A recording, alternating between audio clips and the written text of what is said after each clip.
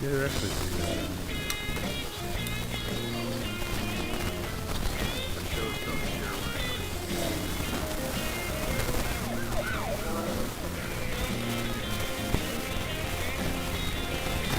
Pretty sure I stole it. Cool, man. Hey, well, so we are. We're actually on now. So Wait, it started there up. wasn't a problem? I don't think so. Are you sure it's recording? Yeah. This is crazy. All right. So Jeremiah Creek. Welcome to Jeremiah Creek with Dave Haynes, I don't know Bo what to do. Garlington, and we have a special guest, Eric Diamond. Neil Diamond's third cousin once removed. the illegitimate son. His son. Sing Sweet Caroline for us. I just was actually in I just had a Dave's Neil in a Diamond.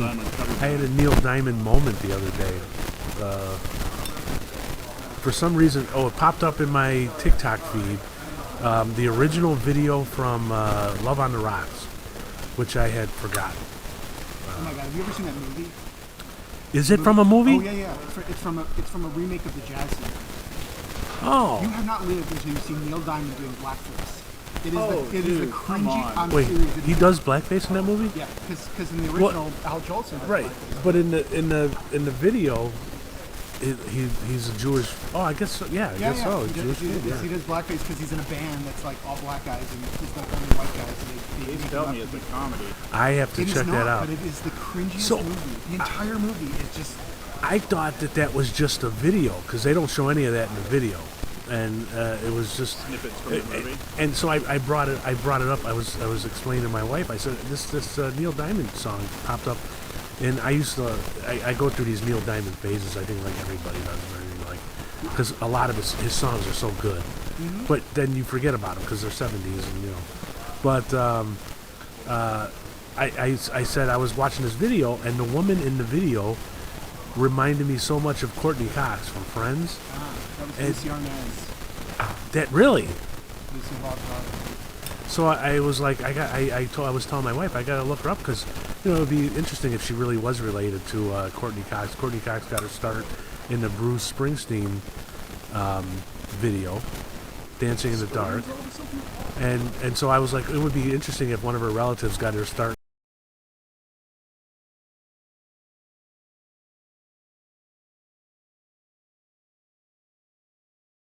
And it reminded me of the difference between men and women because I was thinking of this because of that what I just said, right? The historical aspect. Right. The irony. And how I like Neil Diamond and stuff, and I hadn't seen it in a long But time. your wife said. My wife said, "Why are you listening to a song called Love on the Rocks?"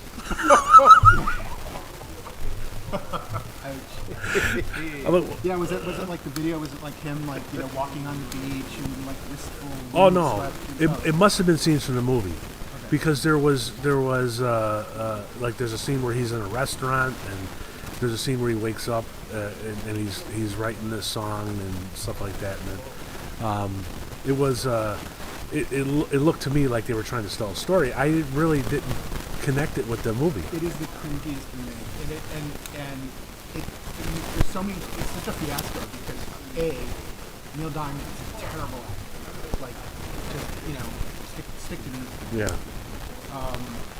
The writing is awful. Laurence Olivier plays his get the fuck. Get the fuck. Plays what, his father? His father. He's the cantor, right? The old cantor. Olivier's And he's Irish got stuff.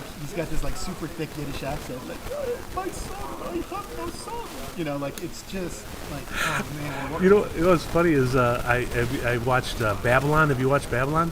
The TV show? The movie. Oh, no. Oh, With wait, Margot Robbie. Yes, I have. All right, great movie.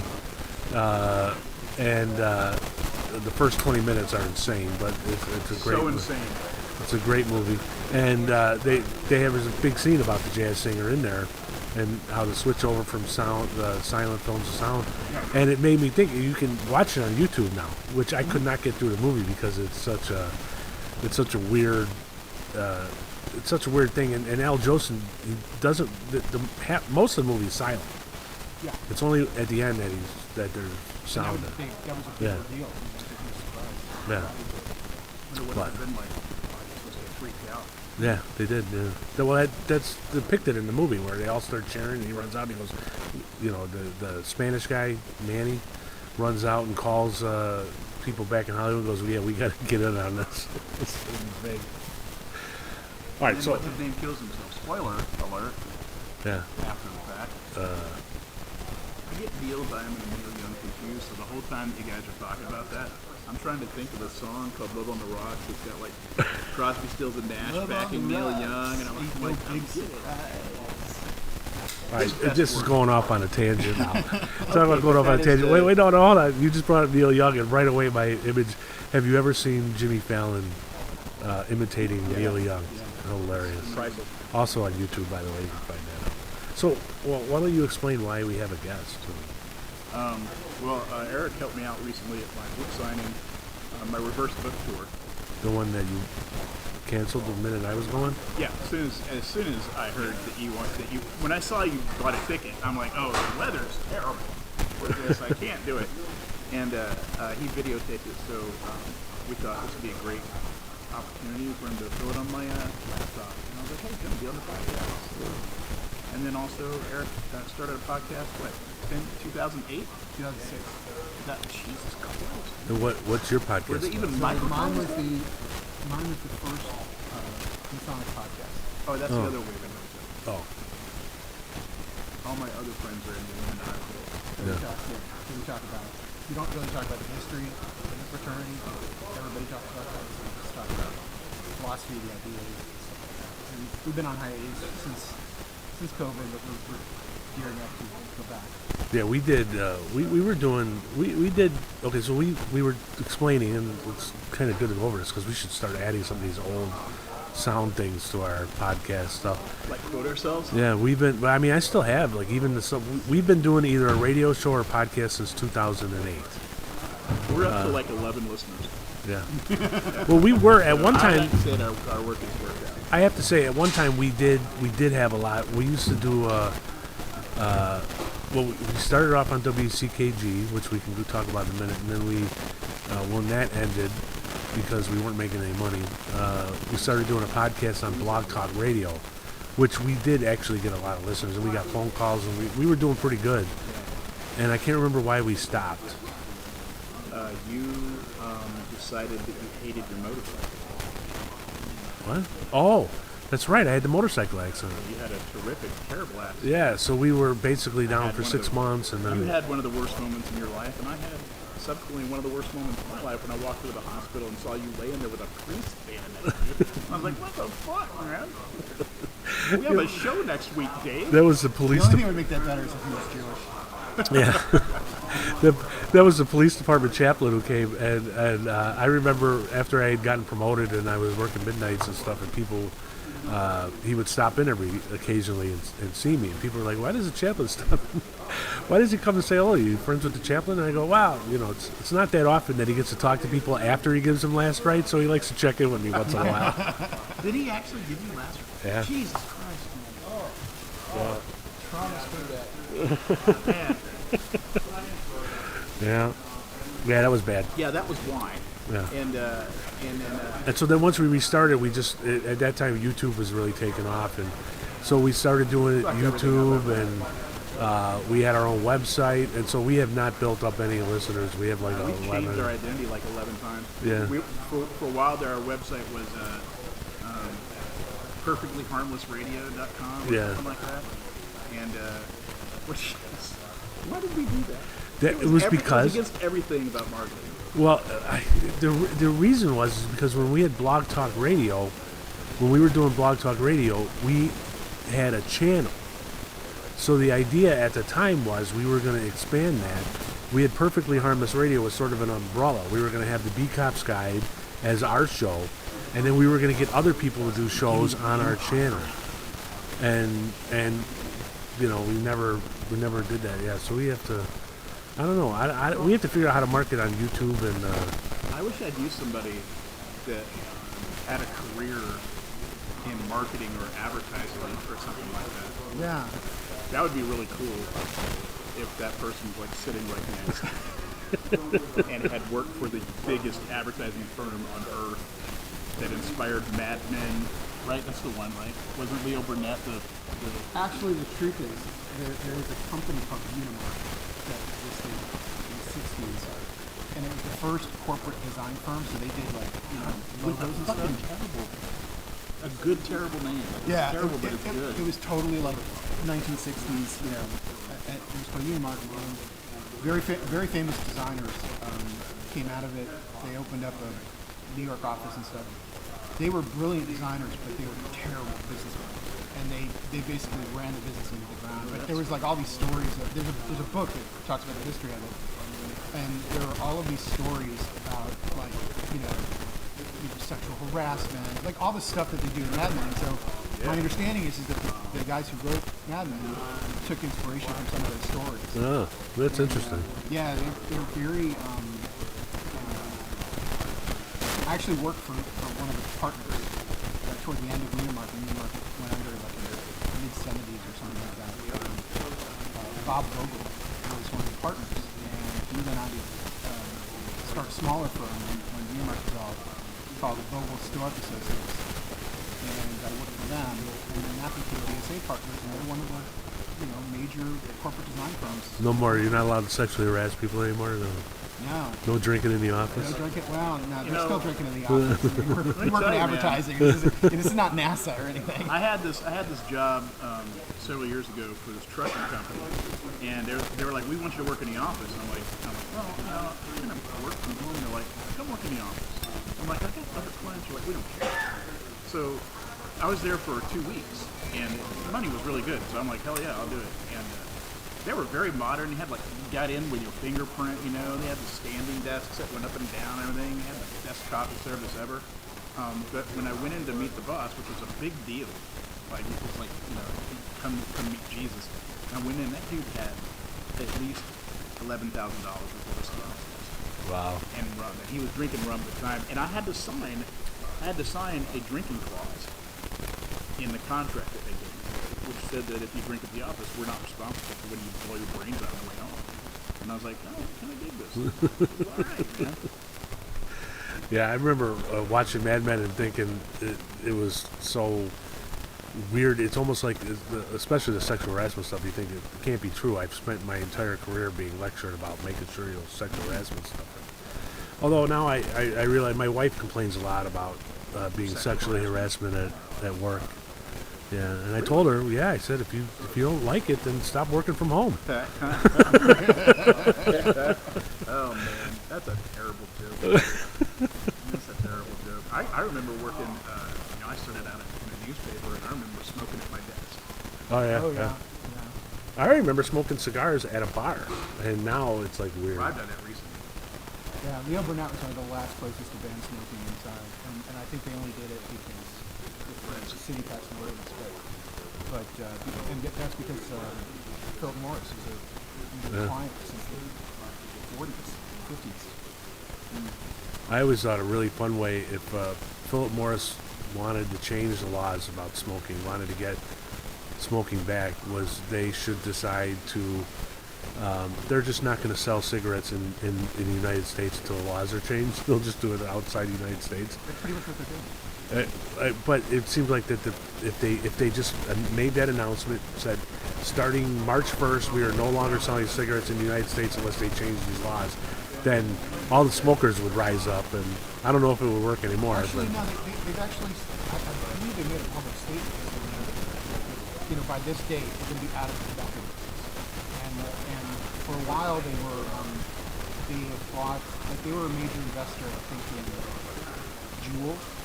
Oh yeah, Alberton. No, the JUUL, the electronic cigarette. cigarette. Oh yeah. Yeah, the electronic cigarette, and they divested because of all the problems that, like kids were getting addicted to it and stuff. And it was just like, My son's addicted to it. So they divested, and then I think they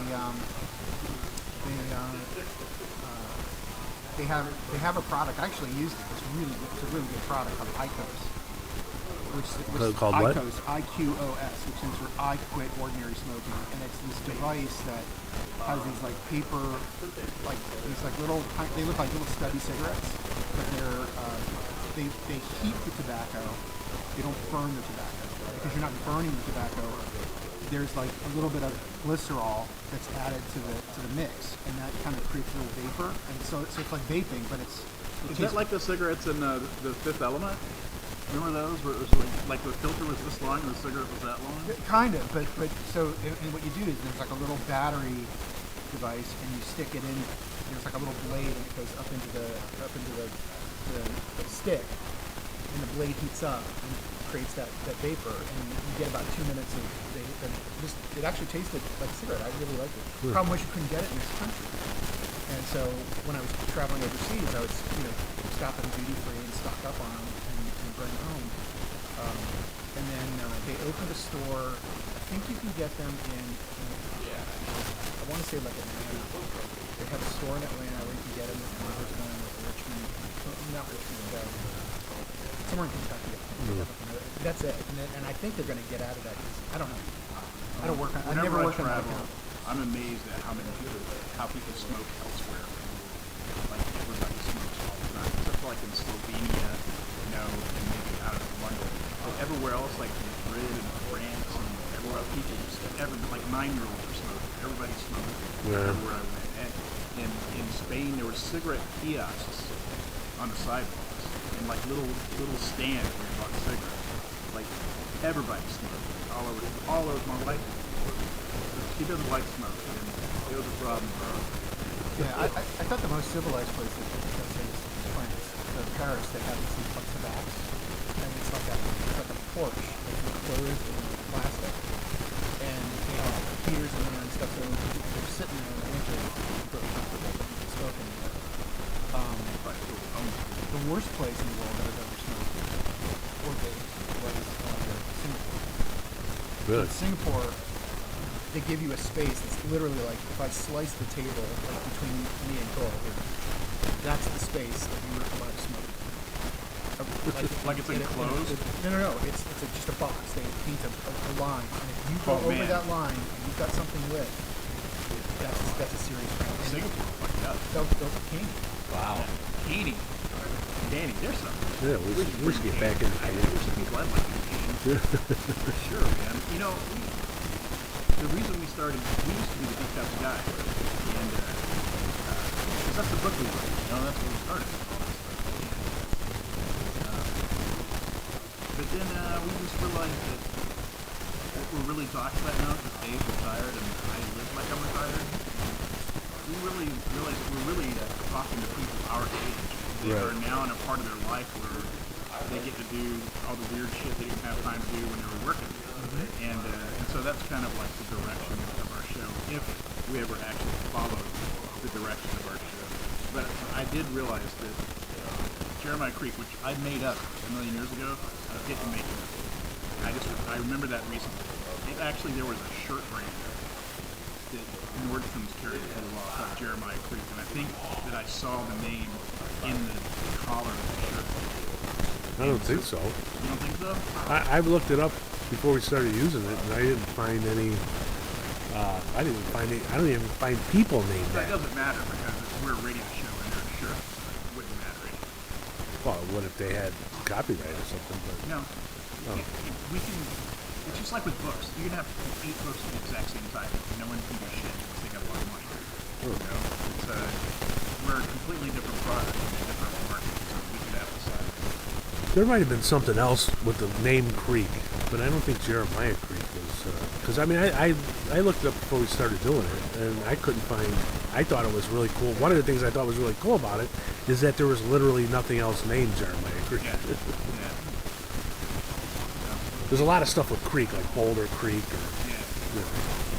And then so the idea is that, the actual truth is that Jeremiah Creek is our founder. He's our boss. He's our access. He pays for it. And but he's off. He's never home. You can't reach him. He's exploring. It's like Charlie. He just he just wanders around the world doing fun things that everybody else wishes they could do. Or Robin Masters. Remember that from Robin Masters. Robin Masters is more like the Magnum PI. which brings up another tangent that I'll. Let us take a tangent. Well, I'm not a big Barack Obama fan, but one of the things that I have mad respect for him for is he bought Robin Masters' estate in Hawaii. Oh, did he really? Yeah. Oh, that's great. Robin Masters was a real person. No, but where they He's filmed about it, it. Okay. where they filmed the Magnum PI show. Please edit the part out where I was stupid for half a second, Dave. Jesus Christ. Anyway, so what else is going on? Well, my wife's been out of town for almost 2 weeks now. Oh, how did the trip go? Did you make it? They made it. Fine, yeah, They made it to California. Yeah, or- come home tonight. My daughter now lives in Los Angeles, in Studio City, in a great neighborhood, and we've got a network of people for her that she's going to land with. It's going to be really great. And my wife comes home tonight, goes to work tomorrow morning. I won't really see her until maybe Saturday, even though she's up.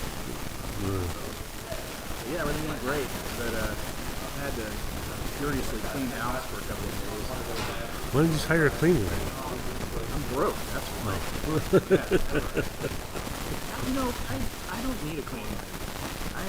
My habits changed over the last couple of years, and like, yeah, I let it get a little messy, but like, I can clean up with this. Yeah, it's not like you're leaving food laying around. You know. I mean, I did do that. Oh. But when we had kids, man, you know, when our kids were still living at home and kind of young and dumb and everything, our house was a shit show all the time. I think most people's house. You know, until somebody comes over and you gotta look like you're civilized. But up until that, it's full on cake, you know. And but since my kids are grown and gone, my house nothing happens. You know, so if I put something in a place, until my wife touches it, it's pretty much fine. But now we're going on a new tangent. We're on a life tangent now. What's a thing that your wife does that you find actually bewildering? And I'll go first. Okay. My wife uses knives a lot to open boxes. Right? We get a lot of boxes because we're Amazon freaks and we're always getting something to make.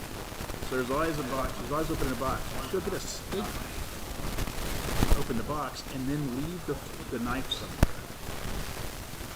Not put it back in the kitchen or anything, but like leave it on a sideboard or on the table or on the arm of the couch, something like that. That seems perfectly normal to me. Yeah, right. I mean, That's what I do. that's fine. Although that would probably drive my wife nuts. Yeah, there's been days when I found 3 knives, like just laying around places. It is crazy, right? Yeah. Making sure I'm not crazy.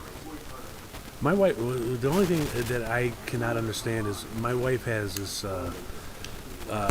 does not want glasses or cups in the bathroom, which drives me nuts because, you know, I It's take, like tile floor. probably that would be glass. I don't understand why that paper cups would have that problem. Yeah, what's the deal? But it's just, What weirdo because we don't brings have a lot. paper cup in I mean, I who's think, drinking in the bathroom. well, me, I take all my vitamins. That's the other thing. She has like vitamins and medicines and stuff in the kitchen. So when she takes her morning vitamins or whatever, she goes to the kitchen and does it. I can't. I have to have the habit. So it's there next in the bathroom, and when I take a shower, I take my medicine. I take my. See, I'm like your buddy. I take all my meds and dining table. Really? And I have this, I have to get one of those little boxes. Monday, Load Tuesday, it up. Wednesday, Yeah. right? Oh, Well, really? Yeah, it's like a balloon, but it's essentially the same thing. And I just load everything up and it's good for a week. And then I put all the meds. I have all my big shoebox and put it away. Well, we have the big shoebox type plastic thing, but it's in the Why kitchen. she doesn't like cups in the bathroom? Are you afraid? No, I don't know. A long time ago, I have found something that doesn't bother. For some reason, water bottles don't bother her as much, unless there's more than one. Okay, wait. So let's say that you take a solo cup in the bathroom, red solo cup in the bathroom, and like, does she see you taking it in and like she yells, or No. like you leave it there? If I leave it there, So is it the cup that she's mad about, or is it your slobbing habits that she's? well, I mean, years ago, it was. I don't know. I don't know. I do know that when we leave cups, me or my daughter leaves cups or something in the bathroom, she doesn't remove them or yell about it. She leaves them in the sink so that they're in your way when you go in there the next time. That's the Pogro play. that's it. You know And what? if there's more than one water bottle, then all the water bottles will be in the sink. Wow. There's a way around this. leave it there and just. No. So there's water a toothbrush. It's like one of those electric toothbrushes. Yeah, we just bought one for my daughter. And it uses I think it's like Sonicare. Mm-hmm. It uses a glass on top of a magnetic resonance. You put the toothbrush in the glass and it charges through the glass. So that glass is your charger. Oh. And then you can take the glass and use the glass and then put it out. Boy, that'd be interesting to try that and see if that. No. We You have have to to wash try. the glass every now and Like every time. then. You use it. I think what you need to do is have a Sharpie, and when you go in, after you're done your red solo cup, you write your daughter's name on it, and then leave it there. So why go through all the effort of passive aggressive? You know, another thing. I'll tell you another thing about my daughter because recently I've been driving her to either the train or to school because of the cold, the ice. I was afraid to let her drive, and then her car wasn't working very well, so it was in a repair shop. And I realized this when I started giving her rides, and then when I took her car to the shop. We have about 10 of those coffee cups with the insulated coffee cups, I'll give this to her because it's true. For some reason, we lose the tops of those coffee cups all the time. I blame my wife. They're all in the back of a cabinet somewhere. Probably. But so what she's gotten in the habit of doing is taking coffee mugs with her in the car, which of course drives me nuts with my new truck. Yeah, I would put a sign. And she comes walking out with this big coffee cup, but then she leaves them in there. So when I took her car to the repair shop, I found 5 or 6 of these big coffee cups. And I'm the one that drinks big. My wife has small, dainty female coffee cups. I have big, heavy, overly large because I walk around more. Female coffee cups. Yeah. Do you guys know about the whole Stanley Cup thing? What's that? The Stanley Cup thing? You know what? I've heard of it, but I haven't looked at them. Or It's anything. just dumb. It's nuts, yeah. Well, what I keep forgetting when I go to the store is to buy these. You can buy now the coffee cups like they have here. You have the tops and everything, and I keep telling her I should get that for my daughter so she'll use those because they're actually better, and then you can throw them away. Because I pulled out like 6 or 7 coffee cups out of her car. So, and they're all my coffee cups. Yeah. They'll move away and take all your coffee cups with you. Well, that's the other thing. We're starting to figure out: should we sell our house or just keep it? You know, on a tangent. I'm always looking for. Our show never goes on a straight line. It just follows the tangents. I think that's what we should do is follow the tangents. And what we should be talking about right now is Barbie's snub at the Oscars. It was unforgivable. No, I didn't see Barbie, but I heard that Margot Robbie was great in Barbie. Yeah, it was a pretty fantastic movie for 2 reasons. One, absolutely ludicrous, weirdo movie. All right, and 2. Margot Robbie's in it a lot. So that's a plus. Well, You know? like I said, I didn't see it, but when I heard people talking about the snub, it was that her acting. She sort of acted moved like a doll, less human-like, and it was. People were talking about it like it was actually the movie. People hated it or loved it, whatever. But her acting was apparently good to everybody who saw it. She was a real bright spot, even if you didn't like the movie. Her acting was very good. It was good. Because I don't know that I would. To me, it wasn't an Oscar. I think the writing was. Like, if I were going to give an Academy Award to Barbie, it would Well, I think Right. she got nominated as a producer. Does that mean that she got nominated for Best Picture? She produced every movie she's ever been in. Really? Almost all of them, yeah. She owns her and her husband own a huge production company, and they produced, like, most of the movies starring Margot Robbie are produced by her and her husband. Yeah, she's fucking loaded, man. She's married.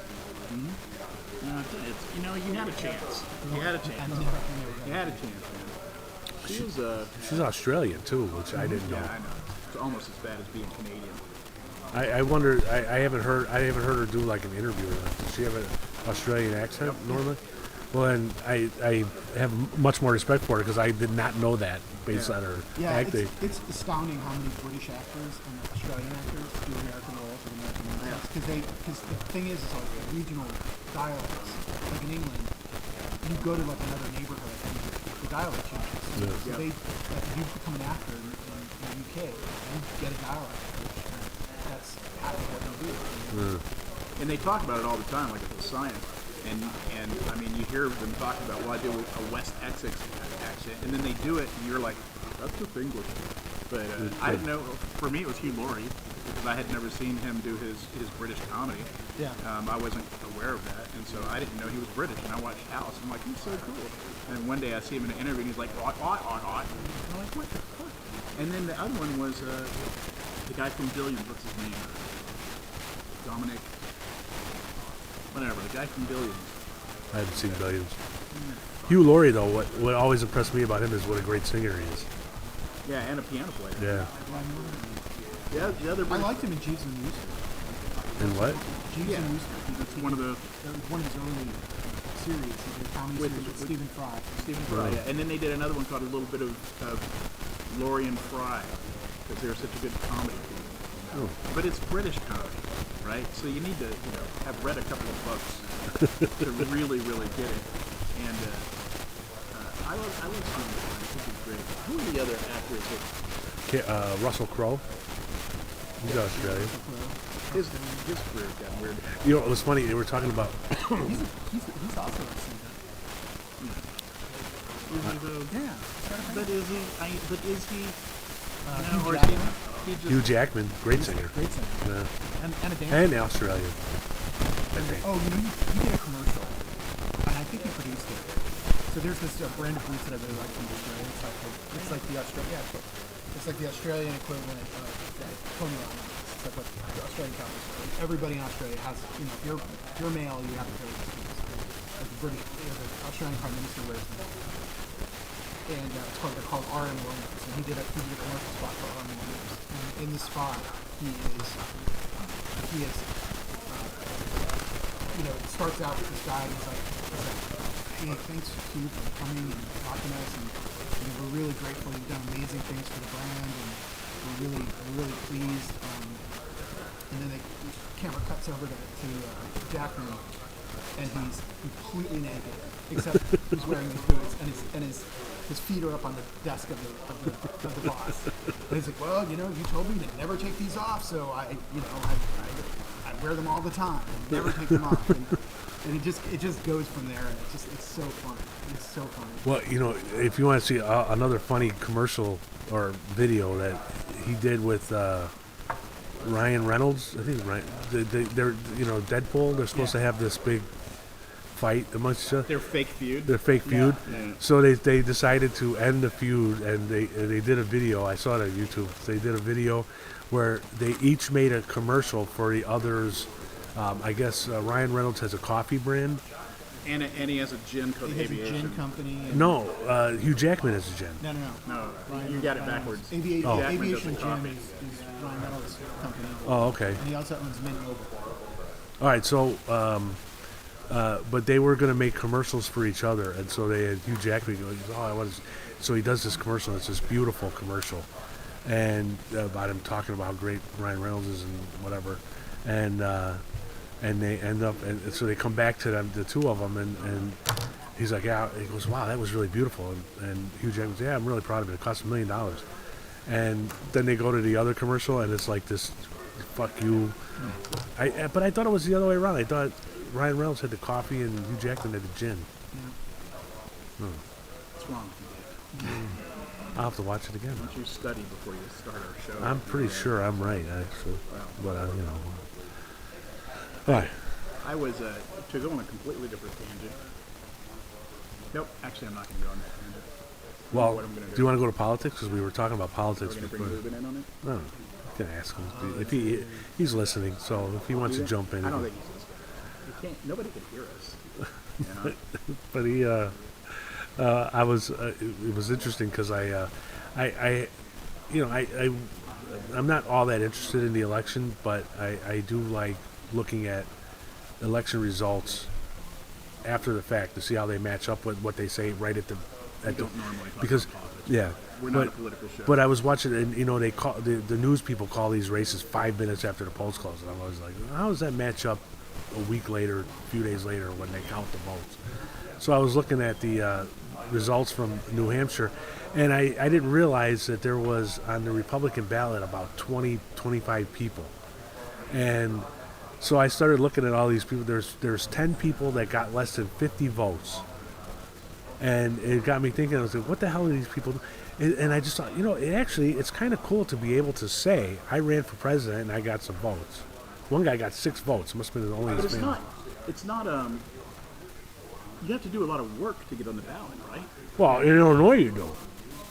No, in most places. You have to have a certain number of signatures. You got to go door to All door. right. And Even in New Hampshire, because I can't figure out how all these people did that. I thought maybe they were some sort of state that just says, no, if you want to be on the ballot, you Well, Unless they were it's write-ins. It's a small state, right? And so you don't need a huge number of people, like the actual number of people. You don't, in California, because it's a huge population, you need many more signatures to get on the ballot. Okay. All right, so I was surprised to see so many people on the ballot. And of course, obviously, you never hear of any of them, and they only got a few votes. But We should do it. we should, yeah. We should do it. And we were saying at the beginning, before we started the show, we should just do it, and then just do ridiculous shit like pick your vice presidential candidate, even though you got 10 votes in the election. Okay, here's what we should do. We should do this, all right? Luban, you can come over anytime you want. We should do this.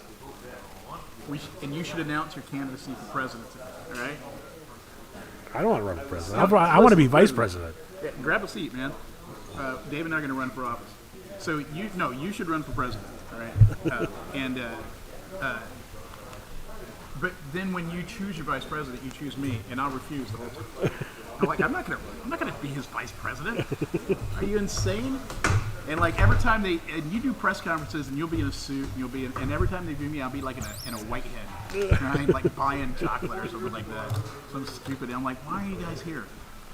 If nominated, I will not run. If elected, I will not serve. I That love type the of idea thing. of like seeing you hold a press conference, with a fake sort of presidential seal on the podium, right? It's And a then- donut. It's then a the- giant donut. and We then have the- that seal already, man. And then the camera cuts to the press corps, and it's all like paper cutouts. Just one guy sitting there, and he's like this. He's like this. No, he's wrapped. He's wrapped. He's like, Or in a he's clown like ready suit. to ask a question. Any other questions? Any other questions? Okay, Bob again. He's got his hand up the whole time. We're like, no, not you. Okay, so we were talking about running, and then Luban, you jumped in. You said there has been a Democratic-Republican split ticket before. So tell us all about that. No, it wasn't that. Well, first of all, apparently the scuttlebutt was John McCain wanted to have Joe Lieberman as his VP, and he was told no way, no how, which is not happening. So that was a story. Of course, what's the difference between John McCain and Joe Lieberman other than whether they pretend to be pro-life or pro-choice? Apparently, one's a rhino and one's Well, a there dino. has been Exactly. Right. It's there has been a unity ticket in the past. A what? A unity ticket. Was there? I mean, the joke I was making was that the Nikki Haley vote yesterday, 70% of the Nikki Haley vote yesterday was from people that weren't registered Republicans. Now, I don't know exactly how it works in these open primaries, even though Illinois has one. I think according to Illinois, I'm a registered Democrat, and I think my wife is a registered Republican. I think that's what it looks like because I always vote in the I always vote in the Democrat primary, and she always votes in the Republican primary. In Illinois, okay, wait, I do know how this works. In Illinois, you have to, in the primary, you have to take either a Republican ballot or a Democratic ballot. Right, and then the party gets your info. And then the party Right. knows, you're one of us, I see. Right, but you don't have to register like you do You in don't other register, states. right. So- But in New Hampshire, you have to register either as a Democrat, a Republican, or independent, and independents can vote for either. Exactly. So 70% of the vote wasn't Republican. They were independent. Right, now there's a strong independent streak in New Hampshire. But of course, everyone knew who was going to win the Democrat primary, even though Biden wasn't technically on the ballot. But he was. Why was it Biden on the ballot? I didn't Because look into that. the Democratic Party decided that New Hampshire was not going to be the first primary in the country, and New Hampshire said, fuck you, yes we are. So the DNC said that we're not going to be involved. So actually, even though But wait, he were wins, they? he I thought doesn't. there was that other one, that Dean little Phillips. small town. Yeah. Oh. What's it called? No, Dean Phillips was the guy who was on the Democratic ballot. That's right. Yeah. Yeah. And now it doesn't matter who won because nobody gets delegates because the DNC basically pulled out of the New Hampshire primary. Weird. So their delegates don't count. Great start. Yeah, that was stupid. I don't understand the reason behind that, but What would happen if we actually did it? What would happen? You would have to get, what, 10,000 signatures in Illinois to get on the presidential ballot? something I think like it's that. like 45. Oh, and you would only be on the Illinois ballot? That's your thing? You'd be running for president of the United States of Illinois? Well, We should get it wrong every time I for assume that president of these Illinois. people are not on any other ballot. The people that got less than 50 votes. Yeah. I assume that they only did it in New Hampshire. Just and in my head, I'm looking at this going, these people only did this so that they could say I ran for president and I actually got a few votes, I don't know, man. and they could put on their resume former presidential candidate. How does that help you? I had no idea. I mean, who in the world looks at that and says, yeah, that's the guy we want? Yeah, I have to go Tell with me Luban about on that. this. Tell me about that. That must have been an amazing experience. How did you do against Nikki Haley in New Hampshire? I mean, if I saw that, then I would schedule that interview for like that's the long interview where we have coffee and because I'm Well- just going to kick back for a story on that one. And here's because I have run for office in Illinois before, and so I do know a little bit about the It's dog process. catcher, right? Committeeman. What the hell is wrong with you? But so I do know a little bit about getting on the ballot. Now, there is one interesting thing. First, I don't know if this is just Illinois or if it's other places too. I assume it's other places too. There's a lot of forms that you have to fill out, and you have to fill them out properly. And then you have your opponent who they look at everything, and if a comma's in the wrong place, they try to throw you off Try the ballot. to throw you off the That's ballot. that's a cottage industry in Illinois is to throw people off the ballot. But here's an interesting thing: Joe Biden is actually not qualified to be on the Illinois ballot because his paperwork was screwed up. And there was a brief story about the fact that okay in Illinois one of the requirements is all your signature sheets have to be notarized. Oh, and and you didn't do that notary has to be an Illinois licensed notary, and his was not. It was Delaware. It was where his campaign headquarters are. That is not the kind of thing you expect Right. from somebody of his caliber is to make a stupid mistake like that. Right. Wait, so there's really? there's a very Yeah, I don't expect. No, He's a policy guy. yeah, but He's a nerd, man. Well, first Nerds of don't all, make those mistakes. I mean, candidates don't have anything to His do with people it. shouldn't have made Yeah. that mistake, But but he, his Illinois operation should have been clued into it. Like as soon as Because they came it's- in and said, "Oh wait, we can't do this." There's a huge industry. that's a real thing that actually happened. And this year. And so the question is going to be, at some point, somebody's going to, they probably filed already to get him off the ballot. And there's no way that the sitting president is not going to be on the Illinois ballot. So it's going to be interesting to see what they How they do do, it. how they figure out Well, a way around this problem. Gavin Newsom will be the candidate in Illinois. You think he's going to drop out for it? How does that work? I'm just kidding around. Well, they could do like a proxy vote. I just mean everyone keeps on. I mean, everyone keeps on wringing their hands and going, really, Biden is going to run again? I mean, look at the guy. Can't we get someone else? Aren't you technically electing delegates? Right. Well, Right, in you're the general election you are, but in the primary, No, in the primary, you're electing. Like when you cast a vote for Joe Biden, isn't it really what you're casting is the guy who's going to go to the convention and vote for Joe Biden? The phrasing is maybe. the candidate, but what practically happens is it gets delegates. yeah, I think actually that's in the Part where I general fall election off the you're radio voting for show, delegates. 'cause I Well, that's don't know election. anything about any of this. I mean, I don't know what I'm talking about. I don't know. Public school right here. I hate this election because I started off this election season saying I'm not going to vote for any of these baby boomers.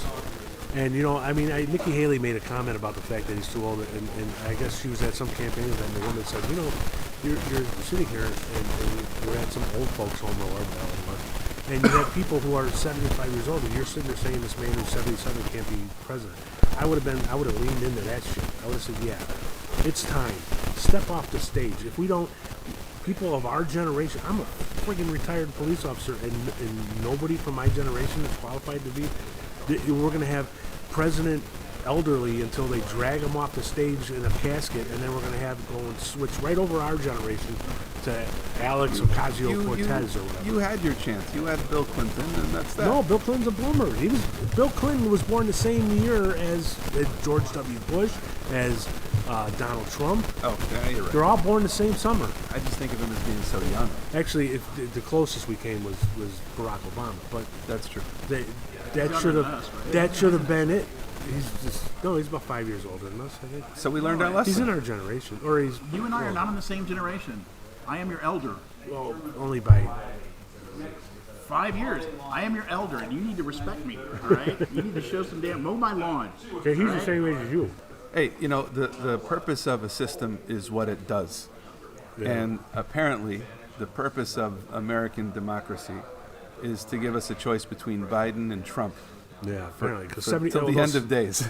The 70%, oldest. 70% of the people do not want either one of these people to run. How do we end up in this situation? I don't know what's going to happen because I think that the Gen Z people that are coming in and are old enough to vote, I think there's a huge wave of them. And first of all, a lot of people are like, oh, they're all going to be Democrats. I'm like, I don't think so, man. I think the Gen Z people are insane, and they might all go a completely different route. Yeah. They might. Well, you would think that they would rebel against our generation. So whatever. But our generation is so divided that there's nobody to rebel against. I mean, you're rebelling against your parents. Well, your parents are you're going to be offset by the people down the street rebelling against their parents. So it'll just be switched. I don't know. I've seen some statistics about beliefs on Gen Z, and I was They don't a have little any bit beliefs. shocked at the things that they believe. What do they aren't real. believe? Now I'm curious. The one that I saw today was that out of the people in this poll that they took, 65% of them believe that the Holocaust wasn't real. Oh, that's true. Gen Z. Oh, no, they're right believes about that. That's because they don't teach it in school. Gen Z believes that shit. Fucking Gen Z believes it. And I'm like, what the Oh, fuck? the listeners don't see me. I'm very Jewish. I'm not kidding around. I Yeah, mean, but also, my we're beard's in almost Skokie. as long as yours. That's true. I don't see beards. So, Well, I've Wait, heard how many? that too. How many percent don't believe the Holocaust I is real? should have had that ready. And I don't know how big they're. It was like more than poll 1 was? out of 10. Yeah, and 65% of them believe that. How did they phrase it? That Yeah, but what does that mean? Hold on a second. Does It that, I don't know means if it it said- means that it's a generation, and I'm channeling my cranky old man now. But, well, that's what our show is. okay, thank you. you look like you're my age. Look at Dave. How old are you? I'm 41. Oh, you're so Jesus sweet. fucking Christ! Really? Get out of here. I'm 58. Oh, you look Sorry, young. no, sorry, 59. You look young. Kid, who invited the kid? All right, cranky old 60. man. Get some I'm milk. sorry, I Get cut you some off. milk for Luban. But anyway, what were you about to say? I was about to say that Milk and cookies. that they grew up in an environment where reality, perception is reality, right? And if you believe something or you are triggered by something or whatever, there's a whole, You're living your truth. yeah, exactly, right? I think that's the natural And progression from the way what I grew up. happens is people make, and this is a human trait, it's not just limited to Gen Z. We study Gen Z a lot in advertising because it's a very important market. And what happens is humans, we take in what we feel is right? And they used to think that there's a guy who wrote a book called.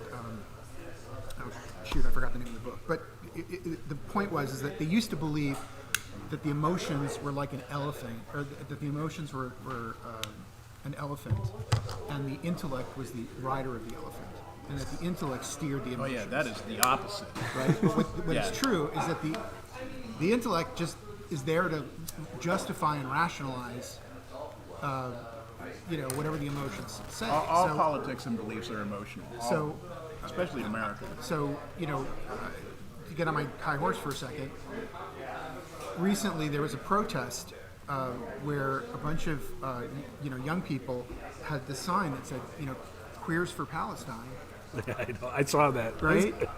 And it didn't occur to anybody that the first thing that Hamas did when they won their election was they gathered all the gay people, they took them up to the top of a building and they threw them off the building. Yeah. I mean, Oh my God. It's like it would be like it would be like a local synagogue having a fundraiser for the local Nazi candidate. You know what I mean? Like, it's like crazy. I actually, I remember I was telling this to my kids. I was like, one thing I don't understand is when the Hamas war started, like the first day or two, when they started bombing Gaza, there was a news article about how that the Jews had destroyed the Planned Parenthood offices in Gaza. And I'm sitting there going, wait, the Druze? the Jews. Oh, the Jews. The Jews. It was a story. They're Druidic. They had No, bombed. Druze. The They Druze- had dropped a they're bomb. Druze they're a religion in Israel. Oh, really? Yeah. Yeah. Very, very small. Druze. Druze. They- Oh, you're And, not fucking with No. me. No. It's D-R-U-Z-E. that's a real thing. Yeah. a real and, thing. and Lebanon. So it's not Druidic Jews. No. Although that's a really cool idea. That would be a It cool is idea. now. I would be one. Yeah. But there was a story, and I was reading the story going, wait a minute, why would there be a Planned Parenthood office in Gaza? They don't believe in abortion. It's like, what are they doing there? I don't know. I think the worst thing we could do is go on a tangent about the Palestinians. I agree. What were you going to say about being a cranky old man? Let's get back to Well, that, for heaven's sake. I'm just saying, like I think what's happened is that there's a trend that I didn't invent this term, but called identitarianism, which says that your identity is everything. And That is absolutely fucking true. and I reject that because I we do. all have like a gazillion identities, right? I have an identity as a Freemason. I have an identity as a man. I have an identity as a left center. I have an identity. Like I have all these multiple Yeah, but identities. there's a monkey on the elephant that's your steering identity. Well, so know? there was a recent controversy. I think she was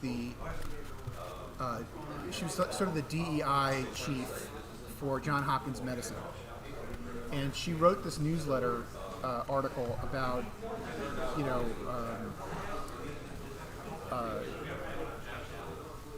about DEI, and she had this list of like what qualifies as DEI: We don't know what DEI is either, so diversity, equity, inclusion. it's diversity, equity, and inclusion.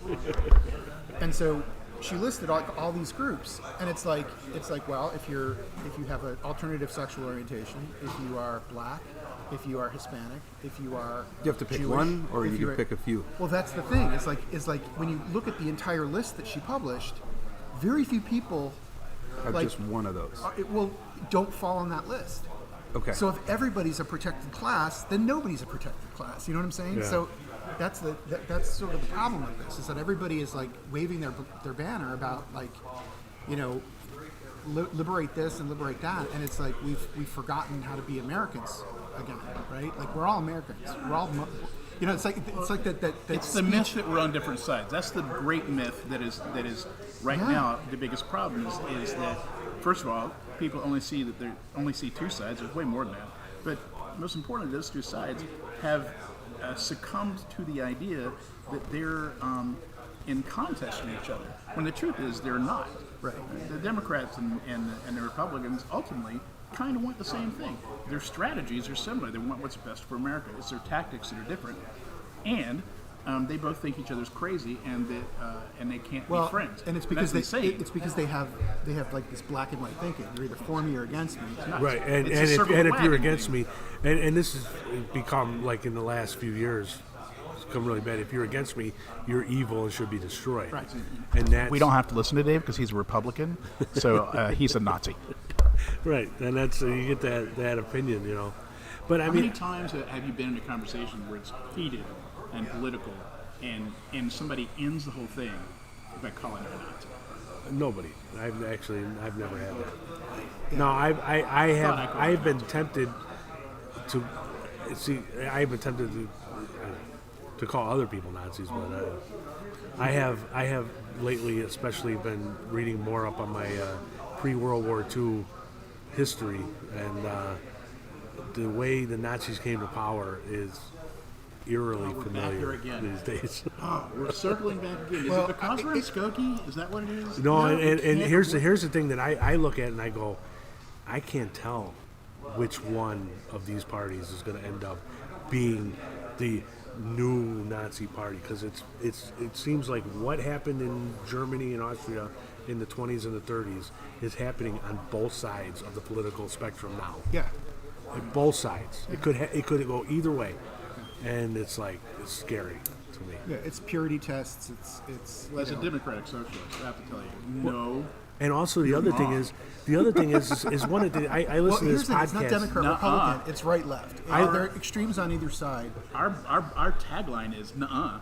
But I listen to this podcast called The Rest is History. These English historians, they're very interesting, and they were talking I'm about picking this. the next tangent. All right. And they were talking about the rise of the Nazi Party in Germany, and one of the things they talk about is the fact that Hitler was not very effective. He was lazy.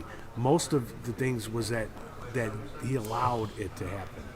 He had a good team. And he would make these comments, but then other people would take it to the extremes. And I'm like, that's Trump and Biden. Biden works 5 hours a day. Trump was lazy as He hell. needs to nap, Dave. Who? All right. So Actually, there's a really good. I found this article. I was doing some research, and I found an article from 1922, it was either 22 or 23. It was a New York Times, I think, article, and they sent this reporter over to Germany, like the correspondent who was in Berlin at the time, went to a very early meeting of the Nazi Party, and you get a sense of like, and the reporting was like, they're kooky. It was sort of like, remember the John Birch Society, not the John Birch Society. John Birch No, the LaRouches. Oh, The yeah. LaRouches. Oh yeah. Right? That's how Everyone's running into they one were treating the Nazis at that point. And there was like this kind of chilling kind of close, like this could take off, but like the odds of it happening are like nobody took him seriously. Yeah. About the Church of the Subgenius, and no one took us seriously either. And look at us now. We're still nowhere. I I still have mean, my we do Bob have a t-shirt. book, and yeah, thank you. I still have my Bob t-shirt. That's why I prefer fictional political parties over real political parties. So, Join the Libertarians. I'm reading. I just started reading a book. I hate to talk about books that I just started reading, but it caught my interest by a guy named Michael. I don't know how you pronounce it. Chabon, Chabon. Oh yeah, the author Shaman. Michael Chabon. Chabon. All right. So it's a book set in Alaska.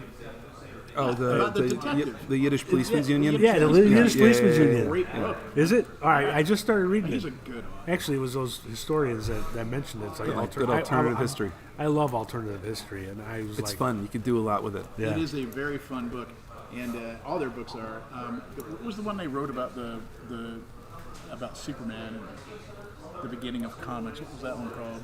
Wait, am I thinking of the same guy? Yeah, it's the same guy. Well, I he don't remember the wrote title. all kinds of books because he doesn't believe in locking yourself in a genre or Here, something here. like that. And so he wrote the alternative history book. He wrote, mysteries. He wrote a lot of sort of I understand genre why people do busting that, things. all right? Because if you get a hit, all right, as an author, it's so fucking unlikely to begin with, all right, that you want to mine You wanna as stick- much as you yeah, can right. either. But I really respect people that don't. What was that show? There was a show. It was on Amazon, and it was an alternative history based on a Philip K. Dick Oh novel. yeah, yeah. The Man in High Castle. Man in High Castle. My yeah. wife loved that show. It was so weird. My wife loved that show too. I liked it. I won't say I loved it, but here's the thing. It started out as an alternative history, and it became a sci-fi. But it didn't do it in like one season. It did it from season to season. And I liked the alternative history and then the sci-fi stuff. And I normally really like sci-fi. I couldn't. I was like, all right, this isn't an alternative history anymore. Now this is some sci-fi novel about multiple universes. And The best alternative Or history show, show I on mean. TV right now is sci-fi, and that's For All Mankind on Apple TV. Oh, see, I don't have Apple TV. And it's a retelling refuse. of the. Yeah, I don't want another thing. Yeah, no, I understand that. And here's our new tangent. Wait, now I have two new tangents to go on. The first one is I want to talk about your intellectual diet because it's crazy town in a good way. But more importantly, what the hell were you talking about? well, let's stick with that. What do you mean? Wait, hold on. Before you do that, there was a good show that switched genres a little bit. It was The Expanse. Oh, fucking! That show is love that show. That show's sacred to me. It's Absolutely a the great best. show, but it started out as Like a detective. yeah, like a film noir thing, with all the Miller scenes. And I've gone through some of the books, and the tone is different. I liked what they did with the show. Wait, but The the, Expanse? yeah, Such a fantastic. all the Miller scenes were I like think this he's film wrong. noir. I think it did start off as sci-fi. I think it was Yeah, always it's sci-fi, always but sci-fi. it was definitely a detective. No, look, it was set in the future, and then there was a film noir detective thing going on. He had a fedora. that's He for had a fedora. That's right. I remember. And he was a detective, and it was I found this and he had fedora. he did that muttering thing. Well, it's and then the proto molecule comes and changes everything, and then in the second season it's all about the proto molecule. Now what do we do? And the political intrigue. And then he's a ghost. Yeah, and then late in the second season he's a ghost. Fucking love that shit. It's a phenomenal show. It's a really good show. The I think I've books only are watched like the first two shows, well, two it episodes. it's not a slow show. It's not a slow burn, but the first two episodes do a lot of establishing. They spend a lot of time, letting you know what, because it's complicated, right? There's the three major political factions: the Earth, Mars, and the Belt, and they have to establish all that, and they have to kind of establish that the Belters are scrappy, and then they got to do love the the whole. Belters, man. Yeah, they're great. And they have different accents based on where they're from, and they did a really good job with the world building. And in that way, even better than the books. The books are phenomenal. I'm not And down the on the books, but the science, and then the science is like yeah, right. impeccable. Yeah, right. Like how the Epstein drive. They don't really explain how it works, but how it works through acceleration instead of through speed, and so therefore you can simulate gravity. And then when the drive isn't on, now there's no gravity, so everyone has to have the boots, and they're really consistent about that stuff. It's really good. I mean, there's like you can't poke holes in it. It's really good. Anyway, I'm sorry. Let's talk about your intellectual. What's my intellectual salad? I have to remember that the other thing I want to talk about is that I don't want to learn any shit anymore. So this is kind of political, all right? Because first of all, a lot of my friends are libertarians or Republicans. I don't really know what it is about me that attracts crazy people, but there you go. Your diet, your intellectual diet, is different from theirs. All right, because you are a mass consumer, and a lot of the things you consume are the same thing that I consume. And it's weird because people get their ideas, people get their foundational beliefs and ideas from what they consume, from what they read. Well, Yeah. I don't know. I always believe you have to read several different sides of an issue, even if it's just so that you understand what you believe more. So right there is the thing that makes you different from a lot of the conservatives I know, because the conservatives I know, and I'm basing this mostly on my family in Alabama, there's a thing about conservatism that's kind of they love authority, they appreciate authority, and they like tradition. Conservative. So they have a tendency to stick to one source. Yeah, see, I see that from both sides, though. I see that from most of my liberal friends will not even Okay, but read. I'm going to talk about. I'm saying that, but I'm talking about individuals. Because from the group you can say it about both sides. But when you break it down, you start talking about people that you actually know. All right. Yeah. It doesn't work out that way always. Except for this. Everybody I know who's conservative, they tend to have just one or two news sources. But you listen to I don't know where you get the time. Well, now you're retired. You listen to 85 different podcasts. Yeah. Right. And half of them are what I would consider liberal podcasts. Yeah, it annoys me. It annoys the shit out of my wife that she goes, "Hey, there's a story in such and such," and I go, "Yeah, I saw it." And because I read 5 or 6 newspapers a day, I think, or at least scan the headlines to see if there's anything that interests me. Don't you think that conservatives in general understand what the other side is thinking more commonly than the other way around? Yes. Just because you're inundated with it. You can't help but know what liberals are. You don't have to necessarily go out and seek it out. We're the vegetarians. We're the vegans of the political world. You know, Is that what for you're me, saying? I do think that there is more of a bubble on the liberal side than there is on the conservative side. I don't And even I mean think it it's as a not- pejorative. I just mean would like as to a. say, It's not a choice. It's just that there is much more. It's much easier to be exposed to liberal opinion than it is to be exposed to conservative opinion. Even like I absolutely do not get what you both of you are saying. I don't think so. I think they're absolutely equal in terms of. Take a look at take a look at the way that Trump is covered by the mainstream media, by the corporate press, right? It's Just to be clear, corporate press includes conservative and liberal press I think that's true. and fake press. Sure, fine. But, you go find an article on MSNBC, you find an article on CNN, you find an article on name your favorite channel or whatever channel you hate. Name any one of them. And then almost always the coverage is going to be negative. They don't want to throw him a bone for anything. And then you have to go out and find, and this is an interesting statement about America because he's leading in the polls right now. Then you have to find, I don't know what they're called, Newsmax or whatever these weird, Pasobic and some of these other guys. They're kind of alternative media. Not even Fox. Fox doesn't like him. Fox is better to him maybe than CNN. But you have to go to some far out crazy news source to find a coverage of him that's positive almost at all. And he still is leading. Yeah, but in do the you think polls. that's an aspect of the media itself, or do you think it's just because he's nuts. he's terrible? Well, no, I think it's an aspect of the media itself. Here's one thing, and this is what I use to kind of point this out. Do you think that Donald Trump personally is a funny person? Yeah, of course. Really? That's funny. actually very unusual for a liberal to say. No, he's funny. I mean, he's. It's funny. I was just this morning. I was See, saying you to don't my see wife, it, right? I was saying to my see wife what you're talking about. But I was don't saying to my think wife, it's we were funny. talking about DeSantis dropping out of the race, and I said he's all the cruelty of Donald Trump and none of the charm. Like Donald Trump has charm. I mean, he had a hit TV show. It was Yeah. based on his charm, right? Like, And that's usually what I go to is like you forget that when he had his TV show, he's a funny I don't person. think he has that. Well, I think yeah, he he's does. lost the I do Yeah, and think, I think I that's- think he's got a weird charisma, but I don't know if it's. I don't know if I would call him. I- But funny. I also think he's think, declining and I kind of disagree with you to a certain extent. Like No, you're not allowed to do that. my wife, my Why are you wife, on that side of the table? is that anti-Semitism? my wife said It is. when You are so. Dave is racist. we had the New Hampshire primary, and my wife Nazi, says, "You I'm think out of that- here. Yeah, I mean, that all these, let's go get some. wait, let me finish. Come on. The fact is, like she was saying, do you think that there's going to be all these Democrats that are going to cross over to vote for her since they don't have a Democratic primary, so that she would win? And I said, no, I don't think so, because I think most Democrats want Donald Trump to be the Republican candidate. I think that they know, and they've done it for several election cycles now, that they believe that they have put money towards conservative MAGA candidates in the primaries because they know that most of the time In Illinois, they compete did in the that. general.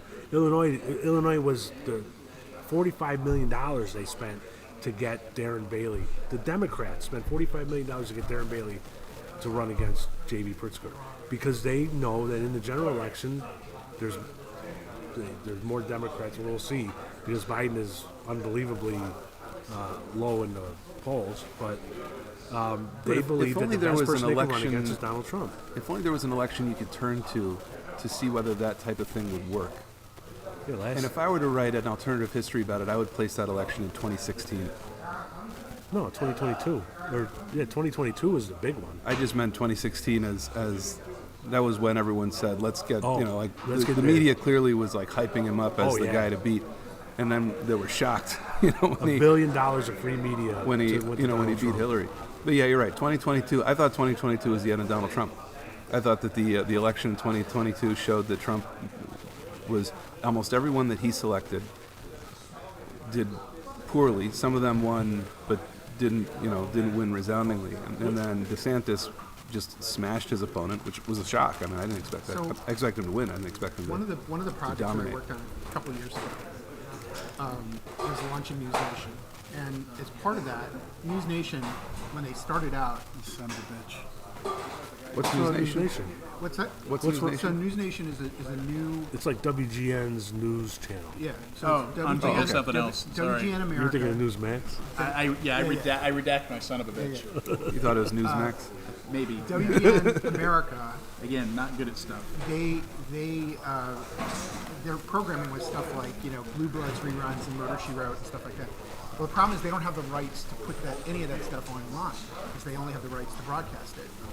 So knowing that more and more young people are not watching linear TV, they didn't have they were having problems, dwindling audience. So they decided to go to a 24-hour news channel because the company that owns them owns the most stations in the United States, and Thank every you, one of Clinton. those markets. Every one of those markets has a local news team, so they have this huge footprint of reporters that they can draw on. Which is un-American and shouldn't happen. Well, no, but it's actually really interesting because they're different affiliates and stuff like that. So one of the things that we looked at, we did research and we found that their thing was like they started out by going straight down the middle, and they actually hired people called rhetoricians. Right, they hired this woman. Really Those nice, guys are sitting around waiting on a job. really. No, well, she worked for the Vatican. I mean, I'm sorry to interrupt, but here's how you find a rhetorician. Yeah, I'll have a double latte. Where was she working? You had said it and I missed it. So she had worked at the Vatican, which is an interesting job because you have like liberation theology people in like South America on the far left in the Catholic Church, and then you have like the super conservatives in Poland and Hungary, right? Plus, who's she gonna? So she has to kind of, her job was to kind of make sure that everything was kind of balanced, and they would scrub the scripts for biased language, and so they were very serious about it. And the problem was that if you were, and we did some research about this. If you were liberal, you like your bubble, you like your bias, right? You're seeking out people like Joy Reid and Rachel Maddow and stuff like that. If you're conservative, you don't believe it's possible to be unbiased, right? Yeah. Wow. And so Wow. we had to come up with a different plan, but which I thought was a really What do you mean you had to come up with a different plan? a different way of telling people about this new channel. Like, in other words, to say it's straight down the middle. If you're Democratic, anybody's trust. right? Well, if you're Democrat, you'd be like, I don't want straight down the middle. And if you're Republican, you're like, no way, you're liberal. I can tell you what, as you were describing this, I said to myself, it sounds like a great way for liberals to claim that they're unbiased. Well, so as part of this project that I was working on, I came across there's a nonprofit group called Adfontes, ADFONTES. Okay. And they publish a graphic every couple of months. And what they do is they plot every news outlet, like mainstream news outlet, based on whether it's factual or opinion on one axis and conservative, liberal on the other I axis. think I've seen that. And what you see is that in the middle, it's really crowded. And then as you it's like a bell curve. As you get to the more extremes. I've seen something like that. You're going to get Breitbart on one side, and you're going to get Wonkat on the other, right? So they're looking at all these different things, and it's like the truth is that most mainstream media, they might be center right or center left, but it's not really all that extreme. Because they want to appeal to the most people. Exactly. And they got advertising dollars and stuff. So, but Spend or the problem is that I think people perceive the bias as way stronger than it actually is. Well, I'll tell you where I mean, I don't know anything about what you just said, so I'm speaking ignorantly here, but I'll tell you my reaction to it, Yeah. and this is, I don't know, the emotions driving the elephant or not, but what my reaction to it was, so you got this attempt to be centrist, and typically what that means is let's define what's right, let's define what's left. The person doing that is probably center left, what's today called center left. Yeah. And so they define what's right as Nikki Haley. They define what's left as Joe Biden. And let's face it, there's not a ton of difference between Nikki Haley and Joe Biden on the issues that really matter. Mm-hmm. And so that's the spectrum. And so, if the majority of Americans right now are leaning towards Donald Trump, and that doesn't mean they're right, that doesn't mean they're conservative. It just means that's where the country is. But what you've defined as your spectrum is completely out of whack with where the majority of Americans are right now. And that as we can see, they can flip on a dime. I mean, I don't know that the majority of Americans have a strong identity, but that's if that's your the rightist is Nikki Haley, Mitt Romney, John McCain, and then I think a lot of Americans, and particularly a lot of Republicans, they're looking at these people as the old guard. They represent what is hopefully a bygone era of the Republican Party, and the Republican Party needs to stand for something different and something bolder. And so you're not capturing that. So you have your this is So my one spectrum. thing we discovered when we looked into this, it was something really shocking, which is that we noticed that Republican viewership of like news products dropped by 5 million. That's a huge number. Yeah, they're That is getting a it from huge somewhere number. else. Yeah, they're going to websites and stuff. They're going to websites. They're not. They're opting out of mainstream news. So I think when you see, like, I don't think a majority of people support Trump. I think the majority of Americans are done with Trump. I don't think the majority of Americans are so in love with Biden either. But I think the majority of Republicans, the ones that are left, are for Trump. Well, Right? all right. Because a lot of those small C conservatives have been run out of the party because they're just not pure enough. You know, on the liberal side, I think they're falling away from mainstream media too. Like my wife I doesn't agree. really watch mainstream media. I agree. She watches the YouTube spin-offs of main media, like the Young Turks and that Tucker type of Carlson. Tucker. Is, Yeah, but I'm trying to not remember that she the one watches she Tucker, watches. but It's these three guys that were they're really great reporters. I mean, they're really gifted reporters, but their YouTube channel is very biased, right? In the thing that makes me mad. This is why I don't like watching Rachel Maddow either. In both cases, they're extremely good at what they do. She's a great journalist. These guys are great journalists. But the presentation is smut, and I don't like that. I don't appreciate it. These guys, I wish I could remember the name of them. Their whole show is just attacking conservative media heads. That's all they do is attack. And it feeds my wife. And it's not.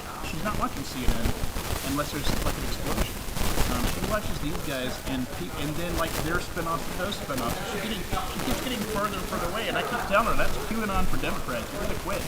And she just gets mad at me about it. You know, I'm interested in this whole new no labels thing, and because it does seem to me that we're in a point where there could be another third party. I think it would be a terrible time for it. Right. Because I'm afraid for it. Well, This wouldn't be the right time. Well, there's not time. I mean, it would just be interesting to me to see somebody like, because I mean, I would much rather vote, although again, it'll get a boomer thing, but somebody like Joe Manchin and, and people like that who are eccentric. Like in 2016, I said the one person I wish would have ran was Howard Schultz, the Starbucks guy. And I was like, I remember you talking about him. and I thought it was like, because I am a much more moderate person. I disagree with a lot of liberal stuff. Here's why I don't like that idea. I disagree with a lot of liberal economics, but I am much more moderate in my social thing. And I think that at some point we're going to have to come up with something else because. I think what's going to happen is the Republican Party is going to die like the Whig Party died. But the Whig Party died when the Republicans were ascending. So who's going to ascend? You can't. I think what you're going to have is like something like the Lincoln Project, which is gaining Very interesting. Very interesting. which is a yeah, which you have a lot of small C conservatives and a lot of like thoughtful conservatives. I don't know A lot of about Democrats thoughtful. too. My wife Yeah, loves they- I don't know about that. When I see Lincoln Project people, it reminds me of what he just said about their presentation comes off as you guys are too stupid and Well, you but have to listen that's to their us. job. I mean, that's what they're. But they're not that, journalists. that attitude is I have the same problem with with some of the people I used to like Sean Hannity back when he was just on the radio. Oh, I didn't When he's like on him. TV, he's a smug. Tucker Carlson's the same way. Now that he's kind of gone off the rails, but when he was on TV, a lot of the stuff that he said I agreed with, but I hated his presentation. And the Lincoln Project seems to be the same thing. They're also pushing this thing that if you don't agree with us, you're evil and should be destroyed. Yeah, I think the Lincoln Project is I don't the. think that that's their stance. I think that their stance is that we are the true soul of the Republican Party, and if you're still subscribing to that old party that's so divisive, you're in the wrong. Yeah, except that all the Lincoln Project people are all divisive. they all support the old Republican Party. You know, the Republican Party of 2004 or something like that. Well, yeah, Or but further back. but understand that Republican Party is interested in governing the country. But that would be me. I'm one of those old Yeah, Republican this- Party. But I don't like those people either, only because I don't. Again, I see them being the same divisive. Just But that's they're activists. They're not journalists. They're not. They're not trying they're to be. intending to be divisive. Yeah, they're partisans. I see them largely as the mainstream media's face of what they wish conservatives could be. In other words, when I said before about how let's create your spectrum of available and appropriate opinions, you know, they're the ones on the right, and they're going to promote that as the available and appropriate opinion for a rightist because they don't like Trump and they don't like where the Republican Party is going. But here's the thing: I think that's where the Republican Party is going, and I don't think it's unpopular. What? Or I don't think it's as unpopular as. Further to the right. You think? I don't know that Trump is further to the right don't for even what think it's he's worth. right. He's not I all think that. He's not all that much of a right winger, but he's a populist, and he certainly is different from. It's not. Here's the thing. Trump is like the clown face of the party as far as I'm concerned. But it's the people who are behind that. Right? It's the McConnells of the world. It's the Courtney. What's her name? Cox? She running? love. Leaves a gaping hole. You talking about the woman that was working for Trump? No, the congresswoman. Courtney Green. Marjorie Taylor Greene. Marjorie Taylor Greene. Thank you. Sorry. Marjorie Taylor Greene. They're just like they're clowns. And Well, yeah, they're the Ocasio-Cortez of the Republican Party. Like you got Margaret Taylor Greene, you got Steve Gates, you got But Lauren Cortez Boebert. is smart. Lauren Boebert, I give a little bit more credit to because she's fucking hot. You said you want to go to the theater with her? But when you were talking earlier about the Starbucks dinner, well, yeah, I was going to say. Now, I would be much rather in a position where I would vote for somebody like if they did a ticket like Mitt Romney and Joe Manchin, even though they're older than I would like. But those kind of guys where you can sit there and you can discuss issues and maybe not agree on everything, but be close enough to be like, all right, well, if we have to do, If it was Joe Manchin and then Mitt Romney, and there was a solemn promise to lock Romney in a closet and not let him out, I might vote for that ticket. I don't know. Romney I'm comes just off saying, as. like I'm not crazy about Romney. the essence of government is you have to compromise and come to some kind of agreement and find the things that you agree on. And for the last 15 years, the Republican Party, as it is interested in dismantling government, not being governed. And we're too big of a country to not be governed. We have to be governed. oh, I agree with that. So that's the issue that I have. So as far as like the stance of the Lincoln Party, they are partisans. They're activists. They're not journalists. Right now, they show up on mainstream media because they're Being promoted by. just like the being- Brookings Institution shows up on. They're being mainstream promoted by media. because they're being promoted by the mainstration media. They're being promoted let by me the just- corporate let me press just as the face say one last thing. We of gotta correct start- conservatism. We got to Sorry, start, go ahead. start ending it because we're over an hour. We're at an hour and 20 minutes. But I do. Let me put it this way, because I mentioned that I had been like reading a lot of history prior to World War II and stuff. One of the things that strikes me as that we have now is that we are, in many ways, the way the world was in the 20s and the 30s. And I think it might take an existential crisis, like a depression or a war, to get us out of this and get us all focused on something. And that's what's frightening to me. Right. I'm hoping not. Well, here's what I'll say. If you want If you want that decent war, news- get Nikki Haley in there. She'll give you that war. decent news, BBC is pretty good. Al Jazeera, yeah, their reporting's pretty good. Actually, I knew the guy who was one of their editors. What about News Nation? I hear News that Nation. they're. I don't watch News Nation, but I do hear that they're News Nation. much more so down the thing the that middle. News Nation pivoted to, right? They're center right, but they make sure that they present multiple sides of an issue. they're not partisan, and they will ask questions, and they're practicing what I consider to be actual journalism. So I would recommend them. I would also recommend like Deutsche Welle. I think that they're very good. So that Deutsche Welle is the German BBC. So it's the German national. How are you on Taibbi, Greenwald, and that cadre? Who's that? Matt Taibbi, Glenn Greenwald, alternative journalists. I find that it sometimes gets very Into the weeds. no, it gets very partisan. Like Well, in what way? Greenwald- Well, I just find Greenwald. They're left-wingers. What's that? They're left-wingers. They are, but Yeah. I don't. Here's the thing. I'm left wing, but I'm not down. You know what I mean? Like I don't need to have my belief. I like my beliefs count.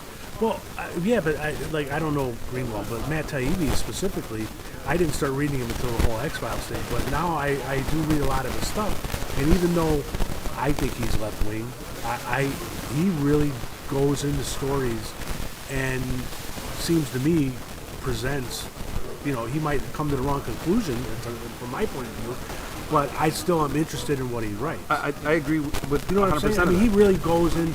He really delves deeply into stories very investigative. Yeah, I don't and fo- presents I both don't- sides. I don't follow And then, that. I'll look into that. yeah. But, He's very investigative. I don't always come out on the same side of the issue, but I he's think very, I have very, an- very services- investigative. I have an services now, understanding like of the Ground issue, News. even if I don't. Like Ground News is a really interesting service because they pull in from all these different news things, and then they rate them kind of using an algorithm like the Ad Fontes thing. So they'll tell you like how much factual content is here, how much opinion, whether it slants left or right. I and then you think can, I think they should create badges for that. They do. And really? yeah, check it. I feel like they should be sponsoring the They show. should be blue check marks. It should be blue check marks. Well, I mean, you should be somebody needs to. There needs to be a way for people that don't do work to understand whether the source where they're getting their news from, like where it lands on the objectivism. Yeah. I think- partiality. I think that that's- is what services like Ground News are. I think that's trying to do. over. Really, I think that's over. And I'll tell you, and I'll tell you why I think that's over. But I'll tell you, I mean, look, from the perspective of anyone that's a little bit right of center, or maybe even a lot right of center, what do we see over the last 8 years? Was a bunch of biased reporting on Trump, a bunch of biased. Anytime Trump tried to withdraw troops, there was the end of the world. Then COVID came, and for heaven's sake, everyone in the news was everyone in the news. It was like 100%. They were all unanimous. Conservative, liberal, what we'll call in quotes conservative, liberal. That's not in quotes.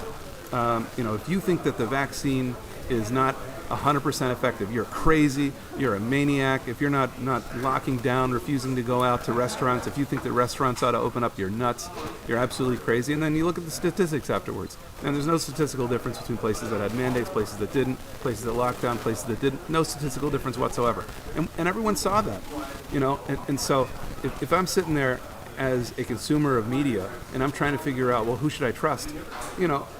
None of the people who were reporting over the last 10 years. And you can go back further. When Bush said we got to go into Iraq because there's weapons of mass destruction, what did the American media do about that? I mean, was there investigative journalism? Did anyone find out whether Saddam Hussein even likes Al Qaeda? Well, there was in print media. Yeah, that's true. That's But there has been in recently, TV there's been media a lot and- of stuff. I mean, you even look at from the point of view of somebody center left, even the Hunter Biden story. Whether you think it's important or not, it was very clear that the media lied about the story. And I mean, every time they went on and said this is disinformation, which means to most people means that this is a lie, it turned out that it wasn't. And where was the mea culpa? All of that stuff And is where okay. was the mea culpa All on that that? stuff is okay. Where was we got it wrong? It's okay. Oops. If you look at the history of journalism, going back to Jefferson's time, right? It's not. Media has always been highly biased. and Oh, highly I agree. Well, American right? media started out. It started out by. There was a thing called the Fairness Doctrine, right? That was at How much I the missed it. beginning of television, right? And that put a damper on the extreme of journalism, right? Because if you opined in one direction, you had to give people time to the other side.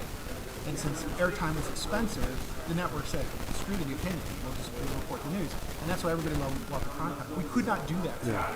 Right. No, and I agree with that.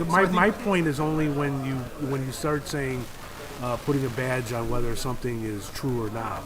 You can't trust the people putting the badge on whether because they're conservative. What you can do is you can have independent fact checkers that just go through and check it and just say, this is what we think.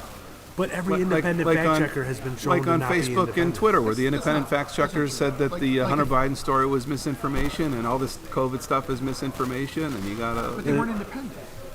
Well, so who are the independent? They were called. They said they were. They are out there. But here, I'm sorry. Just let me put you what I think is, and this goes back to my intellectual diet, is that the only way to be true is to be.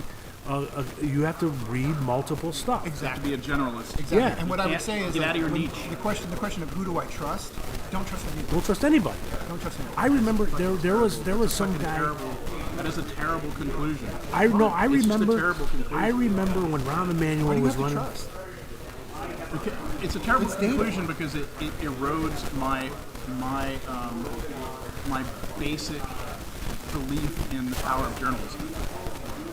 And I'm a journalist, and I believe in the power of journalism. And I know that it's a problem right now, and I'm bothered by the fact that you and a lot of people, your conclusion after all this, which is an inevitable conclusion, is that you shouldn't trust anybody. It makes me mad that that's where you're at. No, because that's we what, shouldn't be there. No, that's what critical thinking is for. Yeah, that's critical thinking. I remember when Rahm Emanuel was running for Congress years and years, decades ago, and I remember some reporter asking him a question, and it's always stuck in my mind. The reporter asked him questions: how can we trust that you're going to do whatever the issue was that you say you're going to do when you get to Washington? And he went on to this whole big thing about how you could trust him. And I said, you know what? If I was running for that, I would have said, you can't. I think I have a pretty good moral compass, but it's up to the voters to hold my feet to the fire when I get there. It's up to you to stay engaged, to listen, to make sure that I do what I'm saying I'm going to do. And nobody ever says that anymore. But it's true. It's our job. We're failing. Not Yeah, but them. you're talking about a politician, and you're talking about a news source. I think it's the same thing. But he's like being not the same. but he's like being an informed person in the 1930s. Most people read 3 to 4 newspapers. Yeah. You read your conservative newspaper. 40 newspapers published in Chicago. That's right. That's right. 40 daily That's newspapers. Right. That's right. And there tended to be You at least have one your that was ethnic considered newspaper. conservative, one that was considered liberal, and you had both of them. And then you had your ethnic, like the forward. Yeah, right. So I got my Trib, I got Daily my Alabama. what was it called, the Sun Times, and then the there is some Jewish Well, you papers. probably spend No, most no, of the time I mean local. reading the parents. I think it was distributed in the nursing homes. I don't know. I don't remember, but I'm just saying there's a point at which everyone has to agree that a source is factual. That's what I'm talking about. You can't have yeah, you should have critical thinking, but we should also, there's a point at which you have to trust a source. Yeah, but you can't because that's no, you must. No, Well, because you must trust the the source. facts may change. No, facts cannot change. But A then fact is a fact. It cannot change. here's the thing: the problem is that That's the problem. What you're Facts asking cannot us, change. what you're asking us is to trust before you provide the evidence. And I don't want Yeah. I don't want to do that. No, I'm not. I want to take the evidence, and I want to compare it to the facts on the ground. I want to like for example, when I read an article that says studies show blah blah blah, I go look at the studies. I verify that. Okay. It's work. It's work. I grant to be you that, but informed is work. You shouldn't have to do that much work. You should be able to trust, at some level, you should be able to trust news sources. If they say these studies show, then you should go, okay, they said those studies show. That's true. That's what I want to have. And Margot Robbie should be single and interested in it. But all you could do is trust. Like you talk. Okay, let's go back to the Hunter Biden thing. All the news people can say is this person says that that's a Russian disinformation campaign. So that fact is true. That person did say it. Now that person was lying, and so now the reporter doesn't know that. The news can go further and find out That if it's reporter true. could say what I said was true. That there was a letter signed by all these foreign intelligence people saying that this was a Russian. That he did not lie. Whoever that reporter was that said something.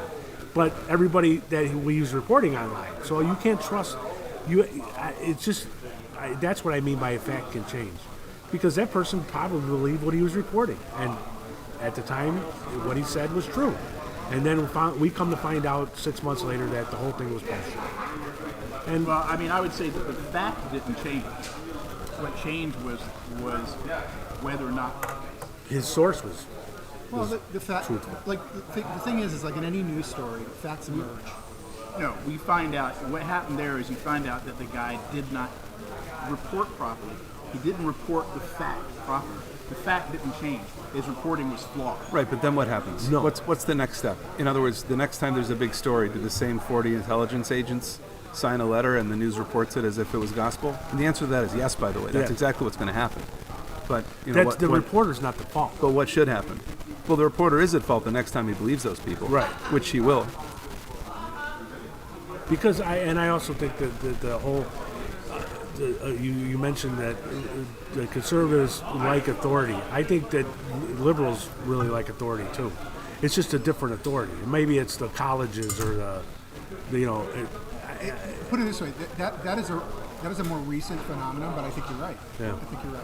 All right, we have to. We're over an hour and a half. Which is, Thanks for inviting me over here. Margot, call me. thanks for joining us on the Jeremiah Creek, and we'll try to do this again next week. Luban's wrong, David's more wrong, again. Eric's wrong. I'm the only one that's right. I thought you were left.